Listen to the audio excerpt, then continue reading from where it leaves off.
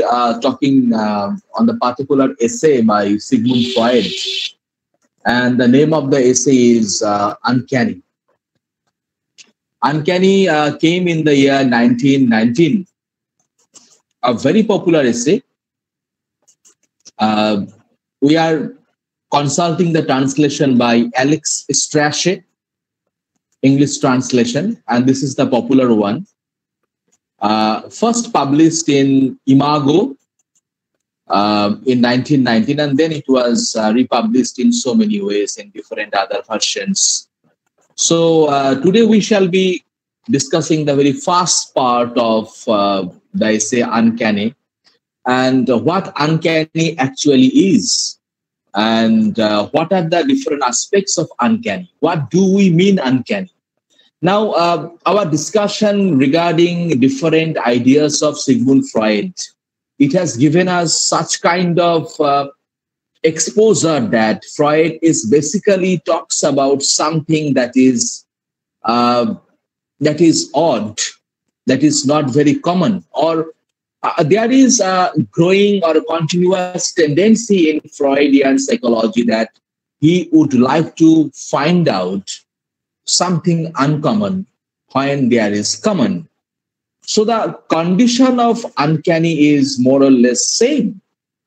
In the idea of uncanny, we also get the similar kind of experience that he would like to focus on certain aspects for which we have very, it is not totally familiar, but the presentation is strange.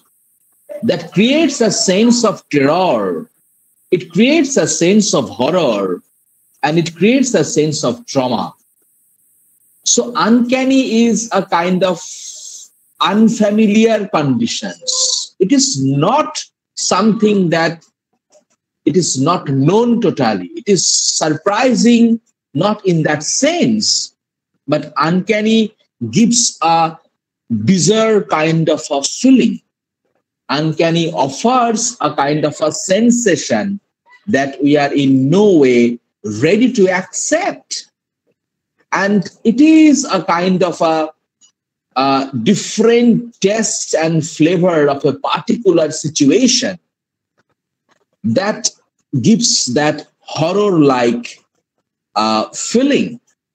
And it is so deep-rooted that immediately we don't have an explanation why is the situation is something like that. Because we are not too ready to accept a situation on the spot, but it is something that creates, that gives the sense of unsettling. We get immediately unsettled. This is all about uncanny. Now, Freud's essay Uncanny was very popular because it is something that in which Freud very methodically, very technically, not only he elaborates the idea of one of the very difficult psychological aspects, rather he connects it to literature. And more or less, the text can be divided in three sections, three parts. If in the first part, he talks or deals about the particular terminology, the term that uncanny, what does he mean personally? Then gradually he goes and develops how uncanny is connected to, in case of literature, and he goes on theorizing the whole process that we call uncanny. So in so many angles, the essay Uncanny is important. Now, uncanny is a kind of a psychological experience that any one of us can experience in our life. Uncanny can come to us at any moment. Uncanny may appear to us at any moment. We may not be mentally or psychologically ready to accept a situation like this, but it may appear, it may come. It is strangely familiar. It is not something that it is unfamiliar, but it is strangely familiar, and it is such a kind of an event that unsettles us immediately, that gives a kind of different flavor, different sort of sensation. And it is airy, it is threatening, it is something that gives a kind of a shock on the very moment, and we immediately gets disrupted. So Uncanny has, of course, a sort of mystery, but it is not so difficult to decipher a mystery, a sense of dislocation that Uncanny offers, and it talks about some of the very fearful situation in our life. It talks about some of social and cultural taboo also, because taboos are another aspect that Freud is very curious to discuss in so many sections. That taboos are those cultural and the social beliefs that we basically try to avoid. We don't accept certain norms and conditions because we think that those are negative in nature, those are harmful, in no way beneficial. And so such cultural belief and the faith system are often kept aside, and those are taboo. So Uncanny is not directly but somehow indirectly connected to that cultural insecurity, cultural, it talks about that sense of disharmony, and it is strangely familiar. Now, early in the essay, Uncanny, that we are taken up today for our discussion, Sigmund Freud has expressed his indebtedness to another psychiatrist, a thinker, his senior, and he is no other than Ernest Genjis, a German psychiatrist. Ernest Genjis, actually, far ahead of Sigmund Freud, Genjis started discussing this particular aspect called uncanny. So in the works of Genjis, Freud got some of the very basic ideas, what uncanny actually is. Genjis also wrote some of the books, and one of the essays written by Genjis on the psychology of the uncanny. And it came out in 1906. Freud's essay came out in 1919. So Freud is acknowledging Genjis's essay on the psychology of the uncanny that Genjis wrote before him. Now, Genjis also worked on so many other aspects, like another very popular area that Genjis worked on was the psychology of music. And some of the major aspects of human psychology, but Genjis's work on uncanny is the most popular one. Now, before further elaboration of this discussion, I would like to go to the particular essay that we are to go read it out. Now, what exactly or how exactly Sigmund Freud started the essay Uncanny? Now, in the very opening chapters, Freud was there to declare, I am reading out from the text, it is only rarely that a psychoanalyst feels impelled to investigate the subject of aesthetics. Now, when he's talking about aesthetics, that finer sensibilities that we often talk of beauty, of something that is very soothing, something that gives a kind of a sense of pleasure, sense of beauty in general. So it is only rarely that a psychoanalyst feels impelled to investigate the subject of aesthetics, even when aesthetics is understood to mean not merely the theory of beauty, but the theory of qualities of feeling. He works in other planes of mental life and has little to do with the subdued emotional activities which inhibited in their aims to and dependent upon a multitude of concurrent factors usually furnish the material for the study of aesthetics. But it does occasionally happen that he has to interest himself in some particular province of the subject, and then it usually proves to be a rather remote region of it and one that has been neglected in standard works. So the genre, the area of a psychoanalyst is quite vast. Of course, he talks about aesthetics, sense of beauty, sense of pleasure, and sense of something that is harmony. But it doesn't mean that he can have such kind of opportunity to discuss, to talk in that particular way. Some occasions might be there in which he is talking or discussing on particular aspects that is not aesthetically perfect. Rather, it is something may happen to him that is aesthetically negative in nature. So the periphery, the area of working by a psychoanalyst may be diverse. It can have so many different areas. It can have so many different aspects.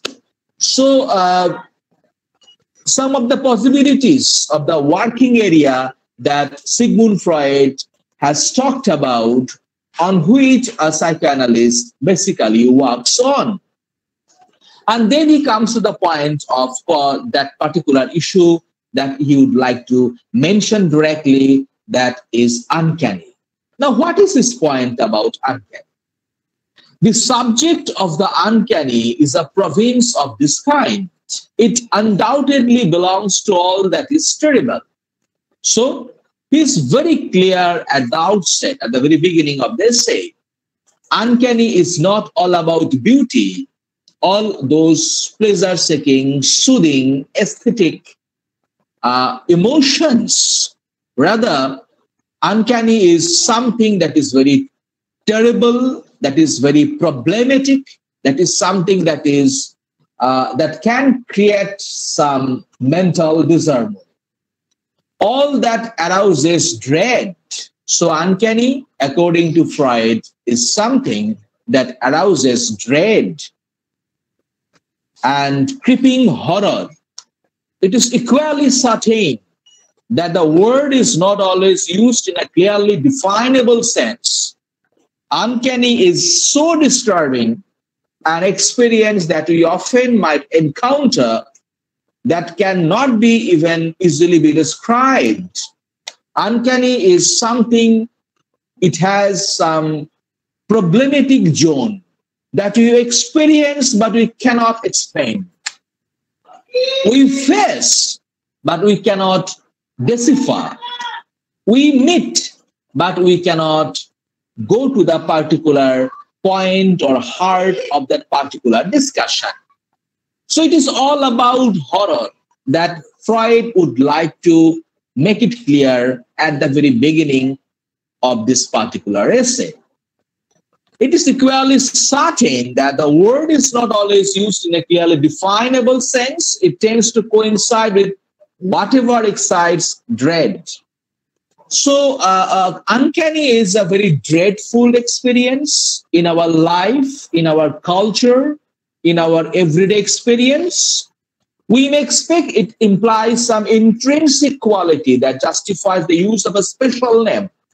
one is curious to know what their peculiar qualities, which allows us to distinguish an uncanny certain things within the boundaries of what is fearful. Now, what is fearful and what is uncanny? It is something, whether there should be any boundary or not, it is, of course, a very big question.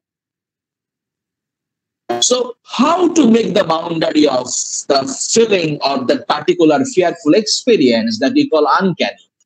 How to make the boundary? Is it really possible to make the boundary? Is it something that we can make a kind of a distinction that this is something that is fearful? Because once again, it will vary man to man. One thing that can be fearful for an individual and for the other, it may not be very fearful an event. So it will be individual centric. It will be something that is very difficult to make a boundary of it. So Freud goes on saying in the particular way. Now, for which we think that uncanny is basically a sort of strangeness in our ordinary experiences. Something that is our ordinary feeling. In spite of having the ordinary feeling, in uncanny we find that there is something strange. Since it is strange, we hardly can explain it. Now, so many psychoanalysts are there. They have their own kind of opinion that how to interpret uncanny in their own way. And one of the followers of Freud, and then later a separate individual with his own kind of theories and ideas, who reinterpreted some of the theories of Freud, I would like to mention here the name of Jacques Lacan. Now, Lacan has his own take on the particular issue called uncanny. Now, Lacan is there to say that this is a kind of a field. Uncanny is a kind of a field where we do not know how to distinguish bad and good, pleasure from displeasure. Uncanny is something in which we, on that very particular point of time, forget to make the distinction between the good and the bad, as Lacan would like to say. It is something that helps or makes us or puts us in trouble. We cannot differentiate the pleasure and the displeasure, because when the uncanny situation comes, it does not leave any space for selection. When the uncanny situation comes, it never leaves any option for us. We are bound to expect that very strange, unfamiliar, or to some extent, strangely familiar condition in our life. Now, the essay we are going through, a very moderate length essay, is uncanny, and it can be divided in moderately 3 sections. In the first part of the essay, he talks about the definition of uncanny that we have just gone through. He talks about the different terms, terminology that influenced him to think in that particular way, what uncanny is, and some of the semantics, some of the technicalities of the terms, the terminologies. He has spent a long time describing, collecting the glossary of the different related terms, what exactly he means by uncanny. And for which he uses 2 separate words. One is heimlich, another one is unheimlich. So familiar and the unfamiliar. So these are the 2 German words that Freud has used here to make the idea uncanny elaborate. Heimlich and unheimlich. Now, if this is the first part of the essay Uncanny, the other two parts are directly, it leads to us to the particular short story by E.T.A. Hoffman.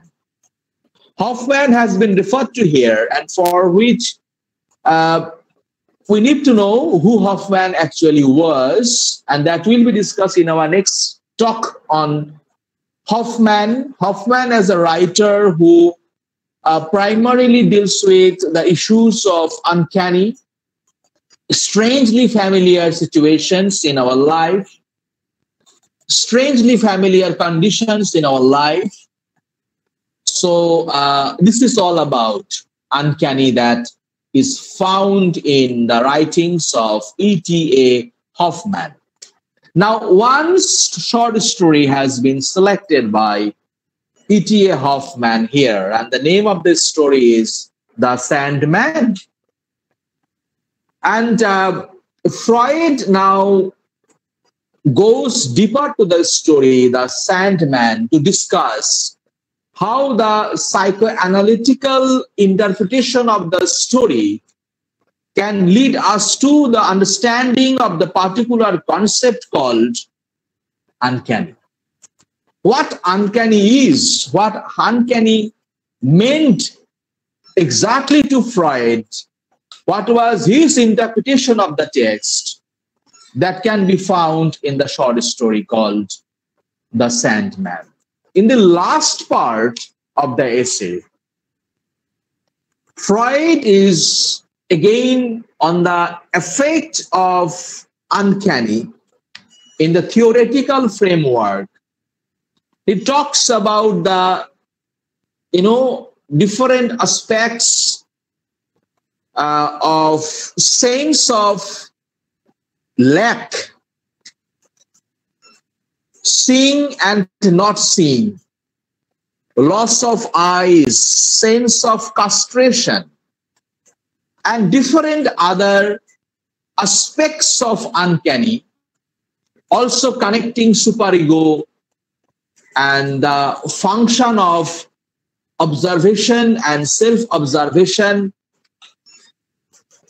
referring to the Hoffman's story, The Sandman, once again.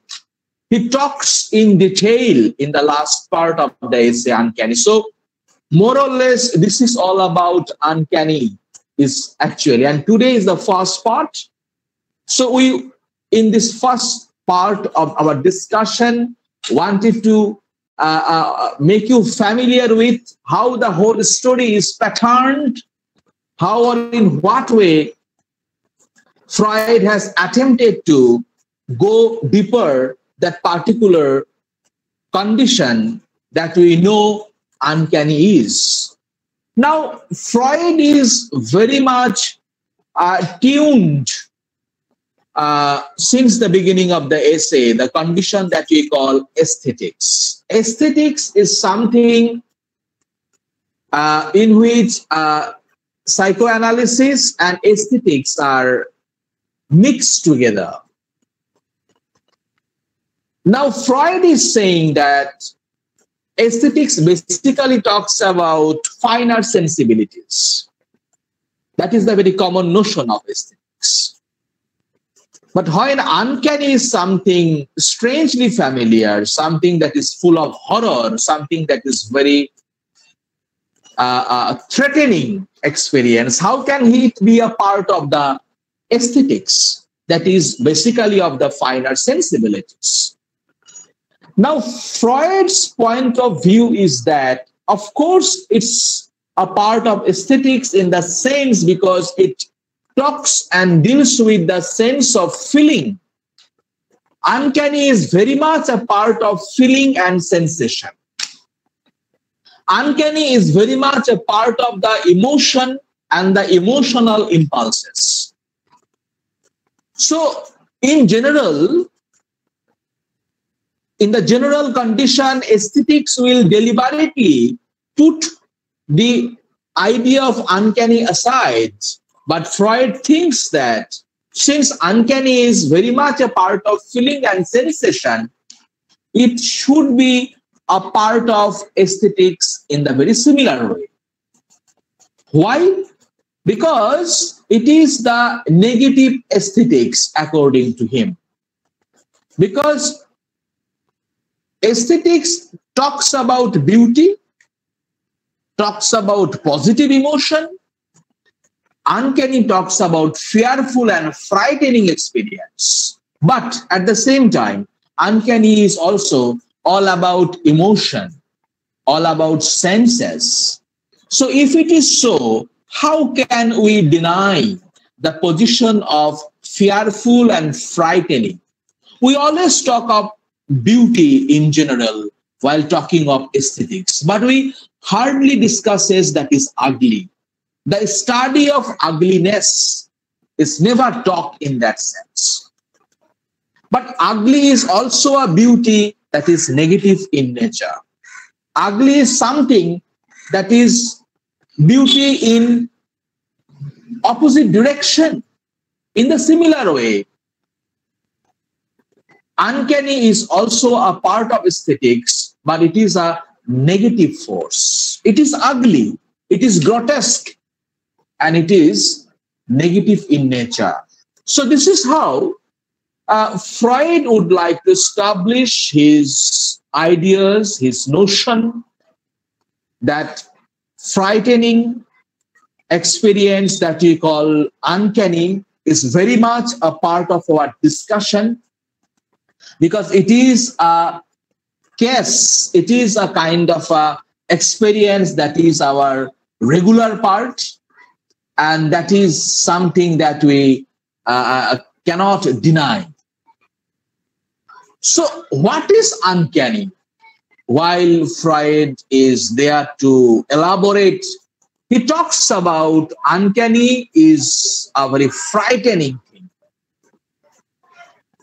And he takes up so many German words, like heimlich is the first kind of word, and unheimlich is the second kind of word.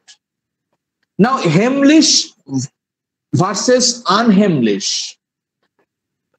Uncanny, when heimlich means homely, familiar, easily understandable. Unheimlich is something uncanny, unhomely. Heimlich, that belongs to the house. Heimlich, that is friendly. Heimlich, that is familiar. When there is a familiar condition around us, we don't feel awkward. We feel that we are very much a part of the situation. We feel hospitable. But think of the plays of Harold Pinter. Think of the plays of Samuel Beckett. Such conditions are there that it can immediately make you feel that you are not feeling intimate to the narrative of the text. You are not feeling very comfortable in the environment presented over there. You are not feeling very hospitable in the condition over there. This kind of presentation, this kind of condition can give you that unheimlich position. You immediately start feeling that you are not a part of this state. So this German word unheimlich is, of course, negation of heimlich, and unheimlich is unhomely, unfamiliar, uncomfortable, that is very much airy, weird. Often it never gives a kind of a hospitable feeling. So these two feelings we are often exposed to, Freud is trying to say. Freud immediately makes us feel that we are, whenever we go to a place, we can have these very two Either we make feel that it is homely for us, or it may happen that we are not at all homely. So uncanny is something that talks about our sense of those feelings which are repressed in nature. Uncanny is that disturbing phase of our human psyche that comes out, that puts us in a moment of challenge. And so it is not comfortable, so it is not homely, so it is very much disturbing. Thank you so much. That much I had to discuss today in our first part of the essay, Uncanny. And we must go on in our next talks and discussions gradually. Thank you again.